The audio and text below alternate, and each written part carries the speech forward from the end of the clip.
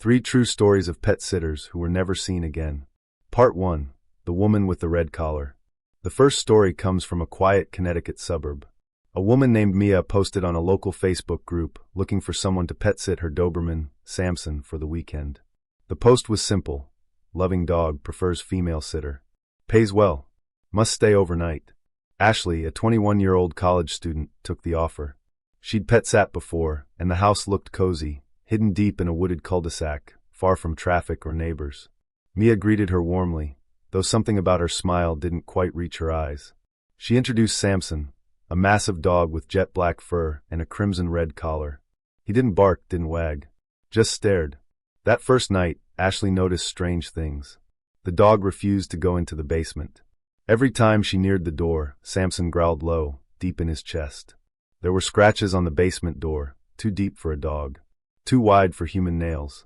Still, she brushed it off. Old houses creak and animals get spooked, right?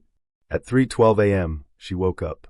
The sound was like whispering, but it wasn't coming from the walls, it was coming from Samson. His lips weren't moving, but she heard it. Clear. Feminine. Repeating. Don't go down there. Don't go down there. Ashley sat frozen, clutching her blanket. The voice continued for nearly a full minute before fading into silence. When she woke the next morning, sunlight gave the house a false sense of safety. But on the fridge, where there had been a note from Mia with emergency numbers, there was now only a red smear. Like a finger dipped in paint or blood had dragged the paper off. She called Mia's number. No answer. She texted. Nothing. That night, the voice returned, but this time it didn't come from Samson. It came from the basement. Come down. I'm cold. I'm alone. Ashley was shaking. She decided to leave. Screw the money. Screw Mia. She grabbed her bag and headed for the front door. But Samson stood in front of it, growling now, tail stiff, teeth bared. And when she reached for the doorknob, the lights died. In the pitch black, she heard the basement door creak open. The voice was behind her now. You're just like the last one. Ashley was never seen again. Mia's post was deleted the next morning. A week later, a new listing appeared. Same address. New pet sitter wanted. Part 2. The Baby Monitor at House 12B. Our second story was submitted anonymously by a former pet sitter who now refuses to work with families that have children, or what sound like children. She had just moved to a new town and picked up a job through a pet sitting app. The couple, Seth and Lena, lived in House 12B on a crooked street lined with birch trees. Their tabby cat, Miso, needed weekend care while they visited Lena's parents up north. It's easy, Lena had said. He sleeps most of the day. Just refill his food, clean the litter box, and don't open the nursery door. That part stuck with her. Why not? She asked, half laughing. Lena didn't laugh back. She just replied flatly, it's off limits. Miso doesn't go in there. Neither should you. She shrugged it off. Pets get weird around baby rooms. Maybe they were grieving or something. The first night went fine. Miso rubbed against her ankles. The house was quiet. But around midnight, she noticed something strange on the kitchen counter, a baby monitor. She hadn't seen it there before. The screen was black and white, grainy, and clearly aimed into the dark nursery. And though the room was empty, she heard soft breathing. She turned it off. The next night, the monitor was on again, this time on the living room table. Now she could hear whimpering. She texted Lena, asking if they'd accidentally left it running. No reply. She muted the monitor, tried to sleep. But at 3:06 a.m., Miso started hissing. He stood at the hallway entrance, fur raised, staring at the nursery door, which was now cracked open. And from inside the darkness came the sound of a rattle hitting the floor. She should have run. But instead, she grabbed the baby monitor to get a better look.